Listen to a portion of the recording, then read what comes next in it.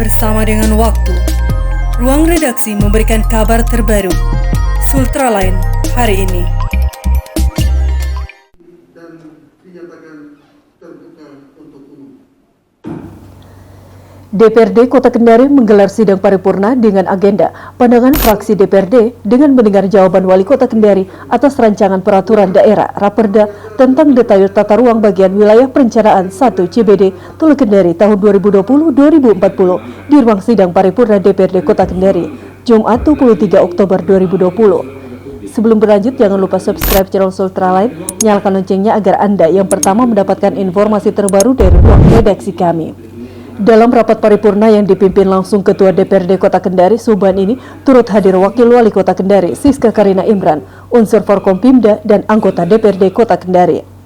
Dalam rapat paripurna ini, masing-masing fraksi membacakan pandangannya terkait raperda tersebut dan dari 7 fraksi di DPRD Kota Kendari sepakat menyetujui raperda tersebut untuk dibahas lebih lanjut sesuai tahapannya. Dan dalam pidato jawaban pemerintah Kota Kendari melalui Wakil Wali Kota Kendari, Siska Karina Imran, menyatakan bahwa raperda tersebut nantinya akan membahas persoalan detail di lingkup Telu Kendari, termasuk penataan area jembatan yang baru saja diresmikan oleh Presiden Joko Widodo tersebut.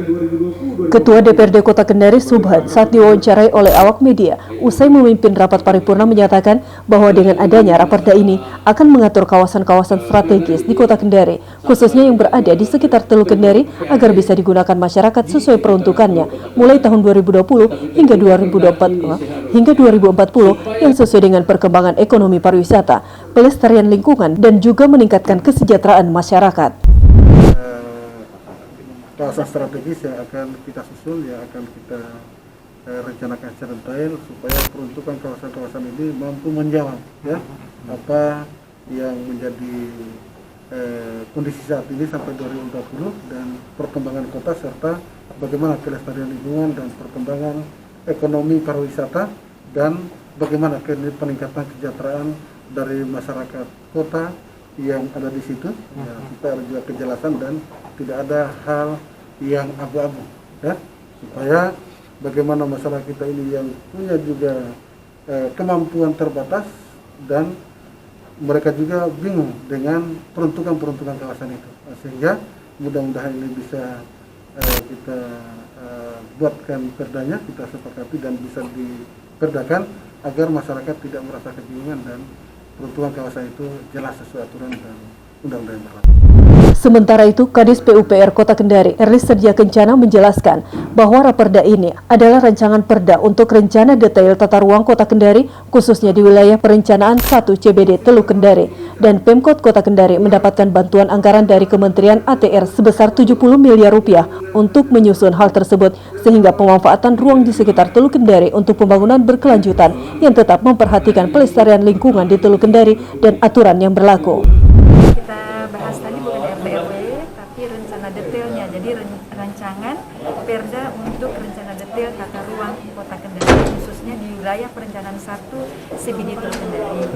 Jadi kita melihat bahwa memang Telu Kendari ini adalah pusat dari kegiatan Kota Kendari dan kita juga alhamdulillah mendapatkan bantuan dari Kementerian ATR untuk menyusun RDTR-nya Telu Kendari ini.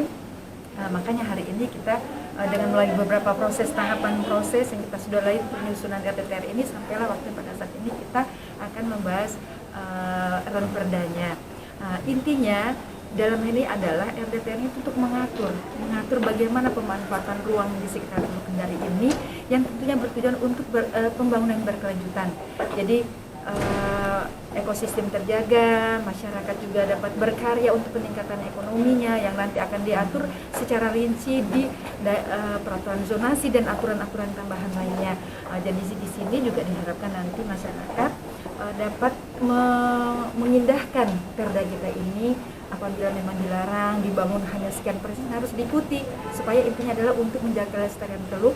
Apabila Teluk lestari, manusia penduduknya kita juga akan sejahtera tentunya, jadi tidak ada pencemaran, terus kemudian mungkin banjir juga tidak terjadi, terus kemudian Pendangkalan pendangkalan juga dapat kita tangani nantinya. Jadi betul-betul harus terintegrasi. Jadi tujuan dari penataan sekitar Teluk Kendari ini melalui RDTR ini adalah supaya semua yang kita akan manfaatkan ruangnya nanti itu sesuai dengan aturan. Penataannya masuk nggak, Bu?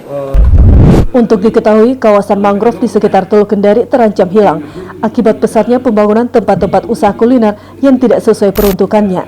Selain itu, kawasan Teluk Kendari juga terancam oleh adanya pendangkalan yang kalau tidak diantisipasi oleh pemerintah saat ini, maka kawasan Teluk Kendari yang indah ini bisa berubah jadi daratan.